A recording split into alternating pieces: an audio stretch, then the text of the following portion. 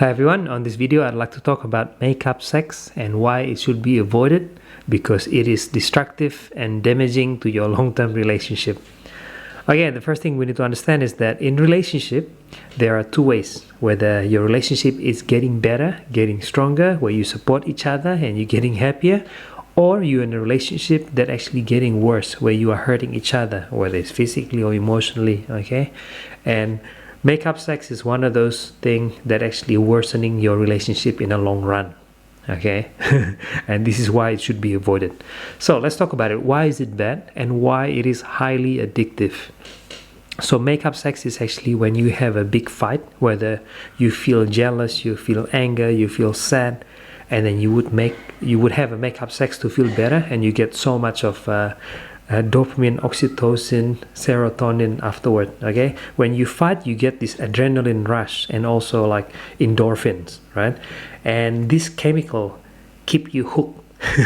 Drama, makeup sex, drama, makeup sex. And this is a cycle of continuously breaking your relationship and hurting each other, okay? So what happened is that why it's bad is because when you feel that much of adrenaline to keep you satisfied with the makeup sex, in the future you will need a bigger fight, and the fight will get bigger and bigger to a point that you will hurt each other worse and worse, and the addiction to this adrenaline rush is getting bigger and bigger, and at the end you will end up with the divorce and hurting each other. I'm telling you, it's not the way, it's not the healthy way to improve your relationship. And what's the right way?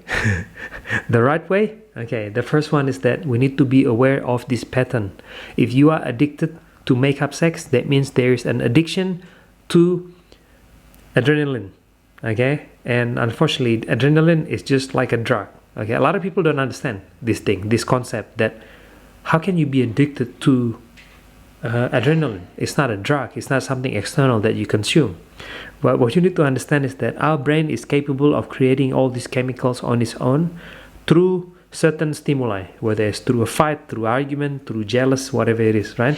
So not until you treat that makeup sex as a drug, you will end up in this pattern again and again, okay? And you cannot break it, and it will damage your relationship.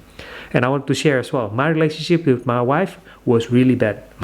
My wife had an alcoholic dad, and I was growing up as a teenager, I was suicidal, so we didn't come from a good background. When we got married, we got into a relationship, we got into a very toxic relationship, and we got into this makeup sex, adrenaline rush, argument, and we couldn't break it. Because why you can't break it?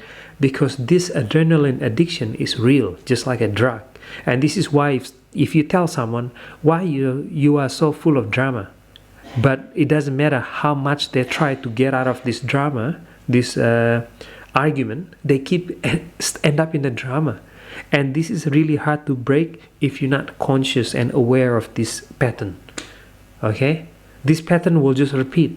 I know some people who's been married once, and because of the drama, adrenaline addiction, they end up with the divorce with the first husband, and then only to find out with the second husband is the same, and then the third husband, and so on, okay? And this is what they call it, a pattern. A pattern is something that you keep repeating, and you know that you keep blaming other people and not blaming yourself for this situation, and this will repeat. So coming back again, the only way you can break this pattern of makeup sex is actually to be fully aware of it and conscious that when there is a trigger, there's a stimuli, there is a break and response, okay? You might have heard, when you get triggered, most people, they're always like reactive.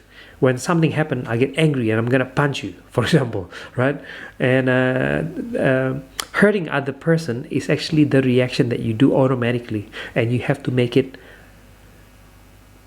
aware, conscious, that you're not gonna do the same response, okay? So when next time you're triggered by whatever it is, be aware that, hey, I end up in an argument with my partner, and I know this is gonna end up into a big fight, and then it's gonna be a makeup sex.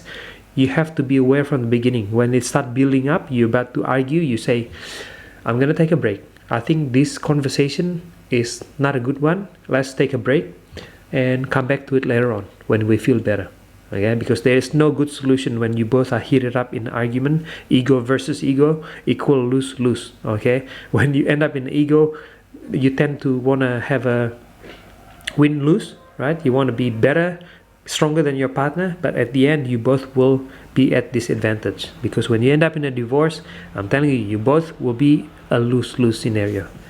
And the second one, make sure you break and interrupt the pattern.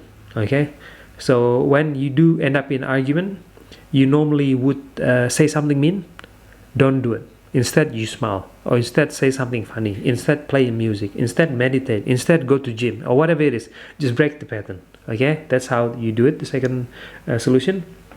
And the third one, learn how to communicate better. If you used to say like, you're so bad, you always like this, right? And you bring up the past, last time you did this as well. Remember, create a rule where you cannot put each other on a negative emotional state. So if you want to tell something to your partner, you have to say from something positive. Okay, because it's so easy to complain about our partner, to blame, right? For example, if I come home to my home and I find the house dirty, it's very easy for me to just like, hey, why the house is so dirty? But you can actually say that, hey, thank you for looking after the kids, and thank you for doing the dishes and doing the laundry, whatever it is, but I have something that I would like you to improve. Okay, and if you, for example, got offended by your partner, you can say like, hey, how you spoke to me last time, it wasn't nice and it hurt my feeling. Okay, focus on yourself, don't focus on blaming. Okay, change the way you communicate.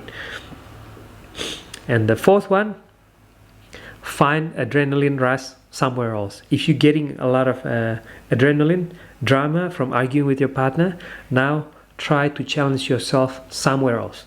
Most people who always fight and in a drama, they always have one thing in common.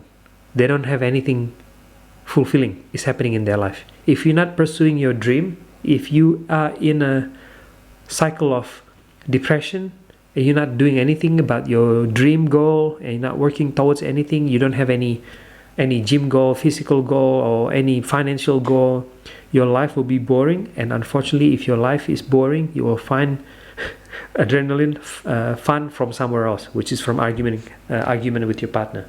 Okay, myself, I used to waste a lot of energy fighting with my wife, and now I use this energy for growing business.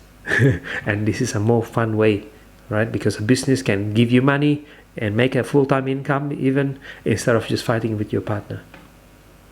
And the fifth one, I'd also highly suggest for all the long-term partners out there, to schedule your sex. Okay, I've learned about Tantra for the past 5 years, and it has transformed my life and my relationship with my wife. Tantra, scheduling your sex is important in a long-term relationship. A lot of people think like, oh, it's not fun. I'm telling you, you have to get used to scheduling your sex, because when you don't schedule it, it doesn't happen. And unfortunately, when people don't have sex for weeks and months, it becomes a habit and it becomes a sexless marriage. So schedule your sex. Okay, and also for the guys, I'm against guys coming so often. So I would suggest actually scheduling, especially if you're over 40.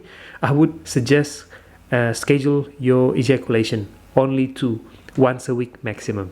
Okay, sex is good, but too often is not good, and too less is not good. So you want the right level. Okay, and the last one around sex as well, make your sex fun. Okay, a lot of people who are in a long-term relationship, they say, hey, we've tried everything, we tried all different positions, and guess what, when I learned Tantra, apparently we realized that there's so many things we haven't learned.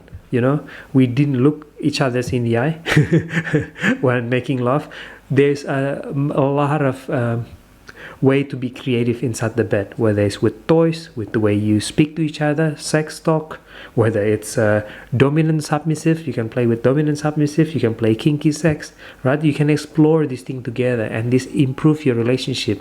It doesn't worsen your relationship, it actually improve your relationship. Okay, get to know each other more inside the bed, and it will improve your connection and relationship outside the bed as well. And the last one, why this thing, the makeup sex, is very hard to break. Because for many people, Make-up sex is almost like a way to get attention from your partner.